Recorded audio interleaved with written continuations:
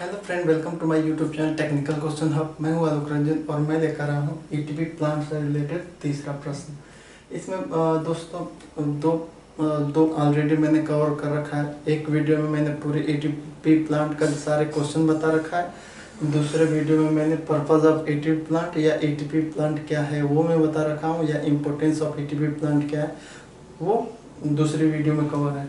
इस वीडियो में हम ये सीखेंगे कि जो अपना जो पानी होता है, पानी को फाइनल डिस्पोजल करने से पहले कौन कौन से पैरामीटर हमें चेक करने पड़ते हैं या मेंटेन करने पड़ते हैं, या उस अगर वो पैरामीटर अगर डिस्टर्ब होगा तो क्या होगा, कौन सा रोग होगा, कौन सी डिजीज़ होगी, या क्या इम्पैक्ट पड़ेगा हमारे एक्वेटिक लाइफ पे।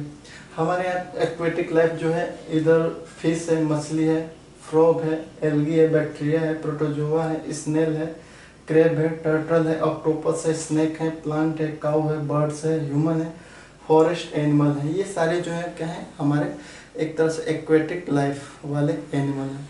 ये ऐसे जीव हैं जो पानी में मुख्यतः पानी पे पूरा डिपेंड ही रहते हैं। हम लोग भी पूरा डिपेंडिंग है एक तरह से। तो पानी को नदी में या नाले में फाइनल डिस्पोजल करने से पहले कौन कौन से पैरामीटर ध्यान में रखते हैं, और गवर्नमेंट ने कौन कौन से पैरामीटर को ध्यान में रख के हमें बताया है कि ये पैरामीटर सेट करो, इतना सेट करो, वो सारी चीज़ें हम इस वीडियो में सीखेंगे। दोस्तों, जो हम फाइनल एफ्लुएंट डिस्चार्ज कर रहे हैं उसका सबसे पहले चेक करते हैं कलर उसका कैसा होना चाहिए। आप जानते हो कि अगर पानी पीने लायक है तो वो कलरलेस होना चाहिए। तो कलर क्या होगा, कलरलेस होगा। टेम्परेचर, उस पानी का टेम्परेचर क्या है, तो उस पानी का टेम्परेचर हम रखते हैं एम्बिएंट टेम्परेचर, यानी कि एटमॉस्फेरिक टेम्परेचर पे। एम्बिएंट वातावरण का जो टेम्परेचर है उतना प्लस उससे मैक्सिमम 5 डिग्री अधिक। जैसे वातावरण का टेम्परेचर 30 है तो मैक्सिमम 35 रख सकते हैं एफ्लुएंट जो हम भेजेंगे नाले में उसका। नेक्स्ट है ऑयल एंड ग्रीस, उसमें कितना होना चाहिए। जो पानी हम भेज रहे हैं फाइनल डिस्पोजल में उसमें ऑयल एंड ग्रीस कितनी होनी चाहिए, तो उसमें 10 ppm मैक्सिमम होनी चाहिए। DO यानी डिजोल्व ऑक्सीजन क्या होना चाहिए, 10 ppm डिजोल्व ऑक्सीजन होना चाहिए। BOD बायोलॉजिकल ऑक्सीजन डिमांड कितनी होनी चाहिए, 30 ppm मैक्सिमम में। और COD जो होनी चाहिए 250 ppm मैक्सिमम। pH क्या होना चाहिए दोस्तों, 6.5 से लेके 8.5 तक होना चाहिए। TSS टोटल सस्पेंडेड सॉलिड क्या है, 100 ppm मैक्सिमम। क्लोराइड कितनी होनी चाहिए, 1 ppm होनी चाहिए। फिनोलिक कंपाउंड कितना होना चाहिए, 1 ppm होना चाहिए। साइनाइड जो है कितना होना चाहिए, 0.2। ये जितने भी हैं ये मैक्सिमम में मैं बता रहा हूँ कि मैक्सिमम 0.2 आप रख सकते हो।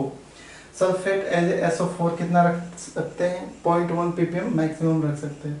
सल्फाइड एज ए S, ये सल्फाइड कितना रख सकते हैं पानी में जो डिस्पोजल करेंगे, 2 ppm मैक्सिमम में। इंसेक्टिसाइड नील, यानी इंसेक्टिसाइड जो कीड़े मारते हैं वो नील होनी चाहिए। पेस्टिसाइड भी नील होनी चाहिए, बायोसाइड भी नील होनी चाहिए। TDS कितना होना चाहिए दोस्तों, 300 मैक्सिमम। नेक्स्ट हम पैरामीटर देखते हैं total residue chlorine. Total residue chlorine कितनी होनी चाहिए, 1 ppm मैक्सिमम। फ्लोराइड कितनी होनी चाहिए, 2 ppm मैक्सिमम। बोरान कितना होना चाहिए, 2 ppm मैक्सिमम। आर्सेनिक कितनी होनी चाहिए, 0.2 मैक्सिमम। सोडियम कितना होना चाहिए, नील होना चाहिए। कैडमियम एज ए CD का मतलब ये इसका वो सिंबल है। तो कैडमियम कितना होना चाहिए, 2 ppm होना चाहिए मैक्सिमम।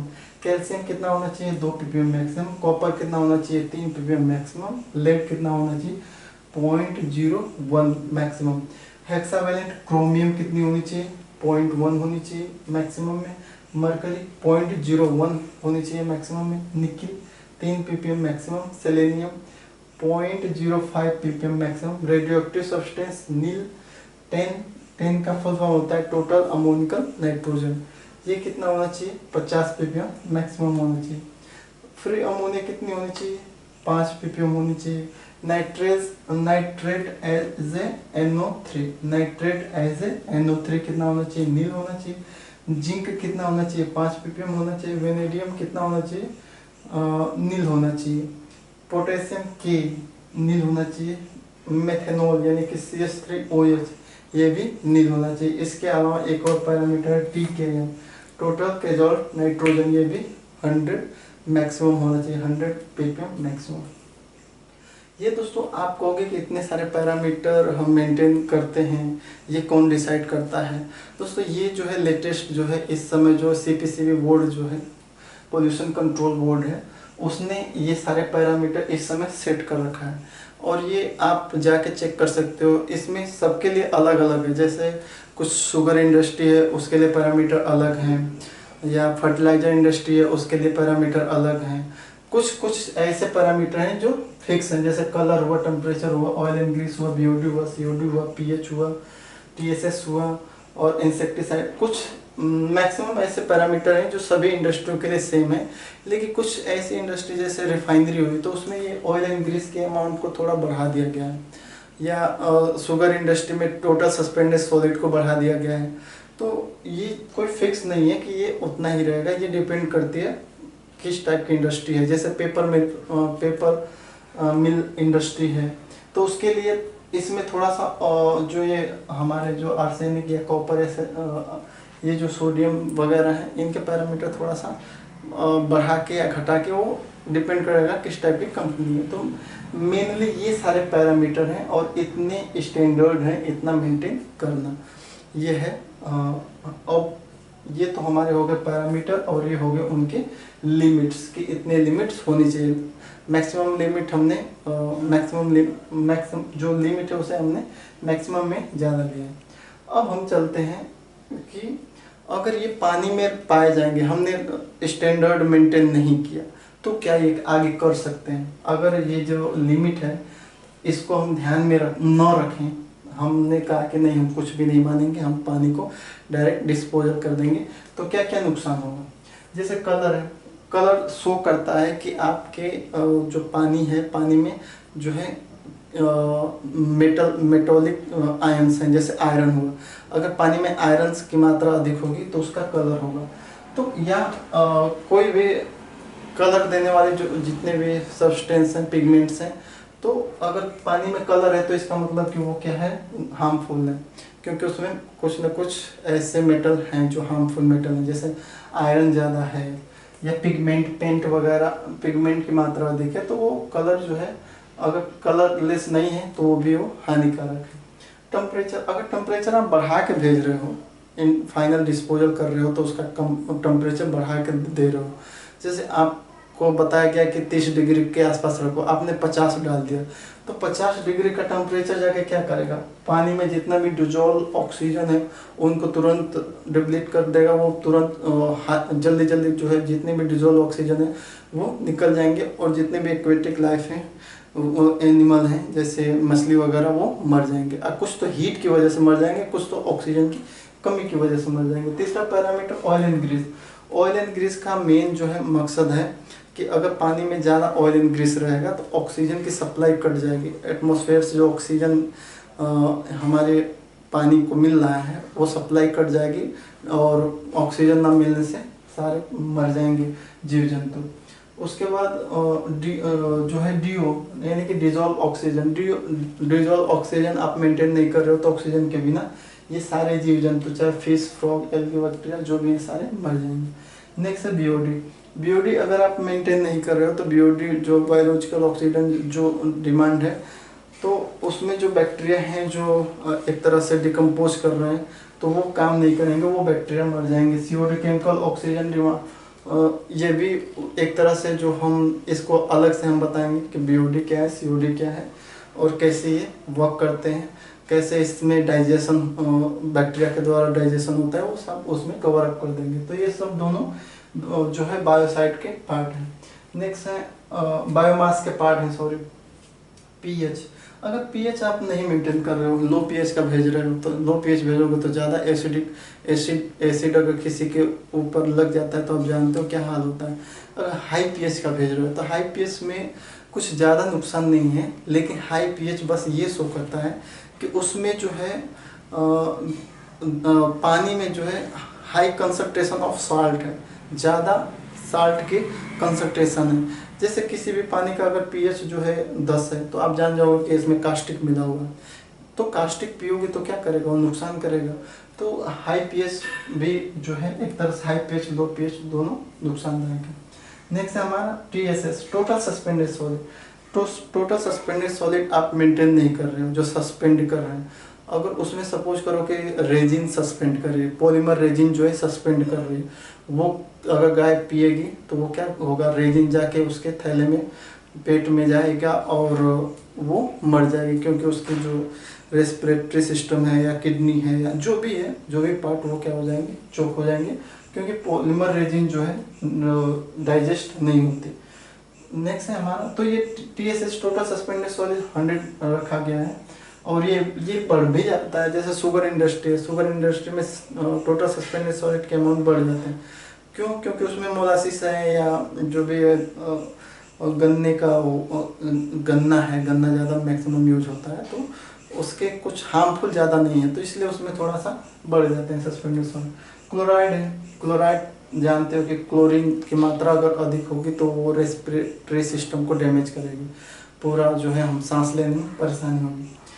फिनोलिक कंपाउंड क्या है? फिनोलिक कंपाउंड अगर पानी में पाए जाएंगे तो वो क्या है दोस्तों, कार्सोजेनिक है। कैंसर, स्किन कैंसर या लीवर कैंसर, कुछ भी कैंसर कार्सोजेनिक है ये कंपाउंड।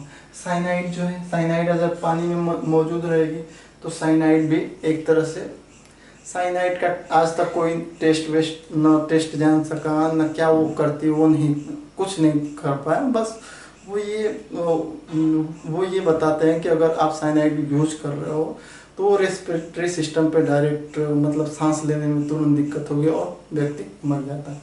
तो ये रेस्पिरेटरी सिस्टम पे को डैमेज करेगी। Sulphate as a SO4, sulphate पानी में कुछ नहीं करता बस, लेकिन उसका टेस्ट जो है, पानी का टेस्ट वो बिगाड़ देता है, जिसकी वजह से बहुत कड़वाहट पानी में आ जाती है, जिसे हम पी नहीं सकते। सल्फाइड एज ए सल्फर, ये सल्फाइड जो क्या करती है, वो पानी को भी, ये भी एक तरह से ऐसा कड़वाहट कर देती है कि हमें उल्टी आने लगता है। मतलब उल्टी, वोमिटिंग इससे ज़्यादा होती है। अगर पानी में ये रहेगी तो वोमिटिंग हो जाएगी।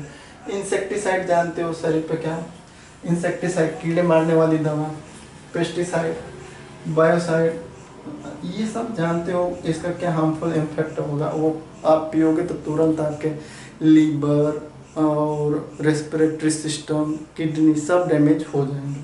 तो एक तरह से इंसेक्टिसाइड, पेस्टिसाइड, बायोसाइड, इसका जानते हो। TDS, total dissolve solid. Total dissolve solid क्या नुकसान करता है वो देखिए ध्यान से। जैसे हाई TDS का पानी आप पी रहे हो तो TDS यानी कि टोटल डिजोल्व सॉलिड, सॉलिड जो है डिजोल्व है। आप सपोज करो कि हाई TDS का पानी पी रहे हो तो हमारी जो किडनी है वो तो पानी को जितना, अगर आप 100 ml पानी पिए हो तो वो 100 ml यूरिन के माध्यम से निकल जाएगा, लेकिन जो 100 ml में जो TDS है यानी कि डिजोल्व सॉलिड है, वो जो है किडनी उन्हें छान के वहाँ पे रख लेगी। तो जितना हाई TDS पानी पियोगे उतना हाई जो है सॉलिड जो है कलेक्ट होंगे किडनी में, और किडनी फेलियर का चांस रहेगा या लीवर फेलियर का चांस रहेगा।